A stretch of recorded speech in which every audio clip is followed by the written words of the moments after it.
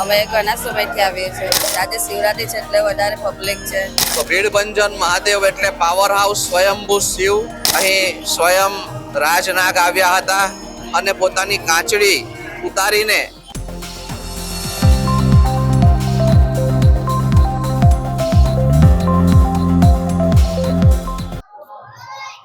આજે શિવરાત્રી છે. મહાશિવરાત્રીના પર્વના દિવસે આજે ઉધના ભીડભંજન મહાદેવ દાદાના મંદિરે ખાસી મોટી સંખ્યામાં આપ લોકોની ભીડ નિહાળી શકો છો.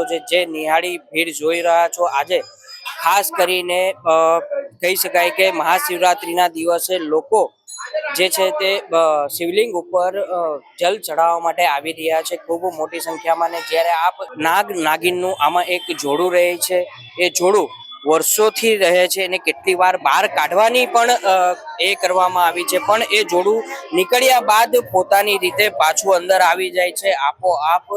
ત્યારે આજે આપણે વાત કરીશું મહારાજ સાથે, જે મંદિરના સંચાલકો છે, મહારાજ છે, તેમની સાથે આપણે સીધી વાત કરીશું કે આજે મહાશિવરાત્રીના પર્વના દિવસે કઈ રીતની તૈયારીઓ છે. હવે અહીંનું મહત્વ હું જણાવું તો ભીડભંજન મહાદેવ એટલે પાવર હાઉસ સ્વયંભૂ શિવ. મહાલક્ષ્મી જોડે ભગવાન અહીં પ્રગટ થયેલા અને એ જમાનામાં અહીં ઉડતા સાપ હતા, ગંધર્વો અહીં વાસ કરતા હતા. તો અહીં તિરુપતિ બાલાજી ભગવાનના સ્વરૂપમાં ભગવાનને ઘીના કમળ ચડાવ્યા હતા. તો એ દિવસે રાત્રિએ અહીં સ્વયં રાજનાગ આવ્યા હતા અને પોતાની કાંચળી ઉતારીને ભગવાન પાસે મૂકીને ગયા હતા અને એ કાંચળીના આજે પણ તમને દર્શન થાય છે. આજે મહાશિવરાત્રીનો પર્વ છે. આજના દિવસે ભાવિ ભક્તો દ્વારા જલ પુષ્પાંજલિ ચડાવવામાં આવે છે. આપણું શું કેવું છે ને આનો ઉદ્દેશ્ય શું છે? હર હર મહાદેવ. જણાવવાનું કે મહાશિવરાત્રી એટલે શાસ્ત્રમાં બે રીતે વર્ણવવામાં આવે છે. શિવનો પ્રાગટ્ય દિવસ, જ્યારે કે શિવ તો અજન્મા છે, એમનો જન્મ જ નથી. અને બીજી રીતે કે આ દિવસે ભગવાન શિવ અને પાર્વતીના વિવાહ થયા હતા અને સમગ્ર બ્રહ્માંડ એમાં ખૂબ આનંદથી ભગવાનના લગ્નમાં જાનમાં આવ્યા હતા અને એ ધન્યતા અનુભવી હતી. તો એ નિમિત્તે શિવરાત્રીના દિવસે એક લોટો જળ પણ ભગવાન પર ચડાવે તો એનું સંપૂર્ણ ફળ આપણને આજીવન મળે છે. અને બિલીપત્ર ચડાવવાનો મહિમા છે, ધંતુરાનો ફૂલ ચડાવવાનો મહિમા છે. તો અને બીજું તો ખાસ વિશેષ જાગરણ કરવાનો. શિવરાત્રીના દિવસે જાગરણ કરવાથી આપણા અનેક જન્મોના પાપોનો નાશ થાય છે.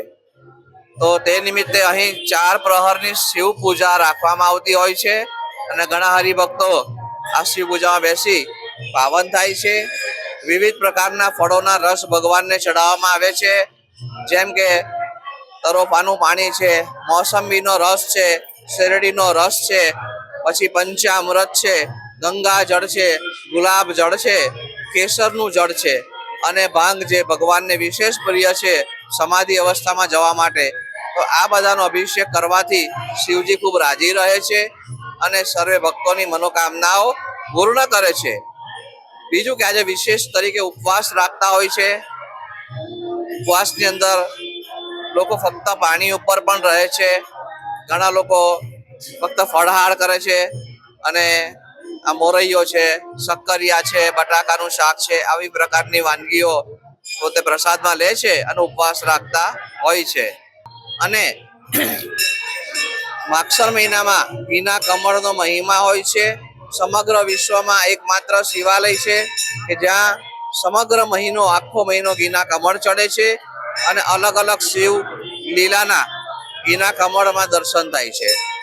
તો આવા તબક્કે છેલ્લો સોમવાર એકવાર હતો, માગસર મહિનાના છેલ્લા સોમવારે ખૂબ મોટા ઘીના કમળ ચડાવવાનો રિવાજ છે.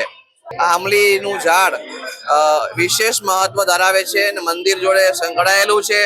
ત્યારે એક નાનકડું જંગલ જેવું હતું ને ત્યારે ભગવાન અહીં વાસ કરતા હતા અને ત્યારનું આ ઝાડ છે.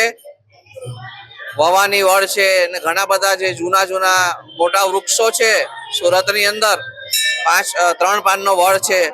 તો એનાથી પ્રાચીન આયરું આ આંબલીનું ઝાડ છે એમાં નાગ નાગણ સ્વયં વાસ કરે છે અને બધાને આશીર્વાદ આપે છે. આનું ખાસ મહત્વ છે. જી આ હતા આપણી સાથે મંદિરના મહંતો, તેમની સાથે આપણે વાત કરી. હવે હું તમને બીજા એક દ્રશ્ય બતાવવા માંગીશ, જ્યાં આજના દિવસે લોકો દ્વારા મોટી સંખ્યામાં ભગવાનની ભક્તિ કરતા હોય છે. ખાસ કરીને તો આજના દિવસે ભીડ પણ જોવા મળતી હોય છે કે ક્યાંક ને ક્યાંક મહિમા જે રહેલી છે એ મહિમાથી કોઈ વંચિત ન રહી જાય એ માટે લોકો અહીં આવતા હોય. આપણે બીજા ભાવિ ભક્તો સાથે વાત કરીશું કે એમનું શું કેવું છે આ બાબતે. એ તમારું નામ? અંકિતા. કેટલા સમયથી મંદિરે આવો છો? અમે ઘણા સમયથી આવીએ છીએ. શું મહિમા રહી છે ભગવાન? અહીંયા સારું હોય છે.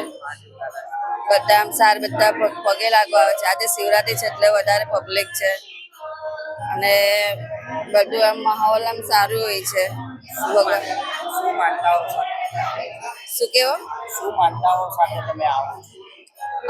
બાવાજી મહારાજને જે બીને આમ પગે લાગવા, ખુશીથી પગે લાગવા આવે, કોઈ બાધા આપવા આવે, કોઈ બાધા મૂકવા આવે, એના કારણથી પગે લાગવા આવે બધા ને આ શ્રીફળ ચડાવી જાય ખુશીથી. જી આ હતા ભાવિ ભક્તો જેમની મનોકામનાઓ પૂર્ણ થાય છે. પૂર્ણ થવા પછી ભાવિ ભક્તો આવતા હોય છે અહીં ને શ્રીફળ ચડાવતા હોય છે. ત્યારે હું આપને અંદરના દ્રશ્યો બતાવવા માંગીશ, મંદિરના અંદરના દ્રશ્યો, જ્યાં આપ જોઈ શકો છો કે અલગ અલગ ફૂલોથી ભગવાનની જે ચારે બાજુ જે છે તે શણગારવામાં આવ્યું છે ને આ બહુ ખૂબ સરસ રીતનું હાલ શણગારવામાં આવ્યું છે, જેમાં ગલગોટા છે, વ્હાઈટ ફૂલ છે, વ્હાઈટ એ જે ત્રિશુલો બનાવવામાં આવ્યા છે, પાદુકા જે ભગવાનની છે એને ખૂબ જ સારી રીતે શણગારવામાં આવી છે. અને સાંજ 4 વાગ્યાથી રાતે 12 વાગ્યા સુધી જે છે તે આરતી, પૂજા અને અર્ચના દરેક વસ્તુ ચાલી રહેવામાં આવવાની છે. ત્યારે કોઈ પણ ભાવિ ભક્તો છે એ આજના દિવસથી કોઈ પણ રીતથી વંચિત ન રહી જાય એ હેતુ મહારાજે કહેવામાં આવ્યું છે કે કોઈ પણ રીતે તમે જલ ચડાવો છો, પાણી ચડાવો છો, અબીલ ગુલાલ કંઈ પણ ચડાવતા હો છો, આજના દિવસે તો તમને લાભો થાય છે. એ લાભોથી તમે વંચિત ન રહી જાઓ એ માટે તમે મંદિરે આવો ને આજના દિવસે જલ ચડાવો, પાણી ચડાવો, અબીલ ગુલાલ ત્રિવેણી ચડાવો. જી ધર્મેન્દ્ર રાણા સાથે હોટલાઇન ન્યૂઝ, સુરત. આવા પ્રકારના વિડીયો તમને જોવા ગમતા હોય તો હોટલાઇન ન્યૂઝ ચેનલને લાઇક, શેર અને સબસ્ક્રાઇબ કરો.